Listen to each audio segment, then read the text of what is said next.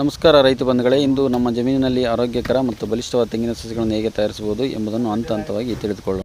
ಮೊದಲು ಆರೋಗ್ಯಕರ, ಹೆಚ್ಚು ಇಳುವರಿ ನೀಡುವಂಥ ಮತ್ತು ರೋಗರಹಿತ ತಾಯಿ ಮರದಿಂದ ಸಂಪೂರ್ಣವಾಗಿ ಬೆಳೆದ ತೆಂಗಿನಕಾಯಿಗಳನ್ನು ಆಯ್ಕೆ ಮಾಡಿಕೊಳ್ಳಬೇಕು.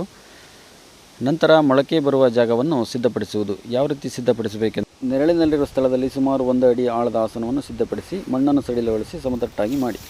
ನಂತರ ಬೀಜ ತೆಂಗಿನಕಾಯಿ ಯಾವ ಥರ ಇಡಬೇಕಂತ ಹೇಳ್ಬಿಟ್ಟು ತಿಳಿಸ್ಕೊಡ್ತಾ ಇದ್ದೀನಿ. ತೆಂಗಿನಕಾಯಿ ಅಡ್ಡವಾಗಿ ಅಂದರೆ ಹಾರಿಜಾಂಟಲ್ ಪೊಸಿಷನ್ ಇಟ್ಟು ಒಂದೊಂದು ಕಾಯಿ ನಡುವೆ 15ರಿಂದ 20 ಸೆಂಟಿಮೀಟರ್ ಅಂತರ ಬಿಡಬೇಕು.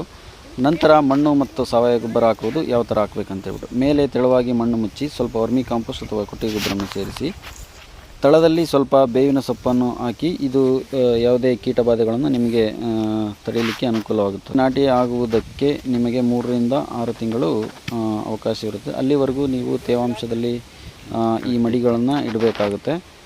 ನಂತರ ಯಾವುದೇ ನೀರನ್ನು ನಿಲ್ಲಕ್ಕೆ ಬಿಡಬಾರ್ದು. ಮತ್ತು ಏನು ಮಾಡಬೇಕಂದ್ರೆ, ನೀವು ಕಳೆ ಬಂತು ಅಂದರೆ ಕಳೆನೂ ತೆಗಿಬೇಕಾಗುತ್ತೆ. ಇದು 3ರಿಂದ 6 ತಿಂಗಳು ನಿಮಗೆ ಇದು ಸಸಿ ನಾಟಲಿಕ್ಕೆ ಸಿದ್ಧವಾಗಿರುತ್ತೆ. ಅದಾಗಿ 1-2 ತಿಂಗಳಷ್ಟು ಅದೇ ಗುಂಡಿಯಲ್ಲಿ ಬಿಟ್ಬಿಟ್ಟು ನಂತರ ನಿಮಗೆ ಎಲ್ಲಿ ಬೇಕೋ ಅಲ್ಲಿ ನೀವು ಸಸಿಗಳನ್ನು ನಾಟಿ ಮಾಡಲಿಕ್ಕೆ ಯೋಗ್ಯಕರವಾಗಿರ್ತಕ್ಕಂಥ ಸಸಿಗಳು ತಯಾರಾಗ್ತವೆ. ನೀವು ಅದನ್ನು ಮತ್ತು ಅದನ್ನು ಸರಿಯಾದ ರೀತಿಯಲ್ಲಿ ತಗೊಂಬಿಟ್ಟು ಬೇರುಗಳು ಬರೋ ರೀತಿ ನಂತರ ಅದನ್ನು ನಿಮ್ಮ ತೋಟದ ಬದುಗಳಲ್ಲಿ ನಿಂತ್ಕೊಂಡ್ರೆ ನಿಮ್ಗೆ ಒಳ್ಳೆಯ ಇಳುವರಿ ಬರುತ್ತೆ. ಮತ್ತು ಈ ವಿಡಿಯೋ ಇಷ್ಟ ಆದರೆ ನಿಮಗೆ ಲೈಕ್ ಮಾಡಿ, ಒಂದು ಶೇರ್ ಮಾಡಿ, ಹಾಗೆ ಈ ಮಹದೇವ್ ಅಗ್ರೋ ಫಾರೆಸ್ಟ್ರಿ ಚಾನಲನ್ನು ಸಬ್ಸ್ಕ್ರೈಬ್ ಮಾಡ್ಕೊಳ್ಳಿ. ನಿಮಗೆ ಒಳ್ಳೊಳ್ಳೆ ಮಾಹಿತಿಗಳು ದೊರೀತಾ ಹೋಗುತ್ತೆ. Thank you.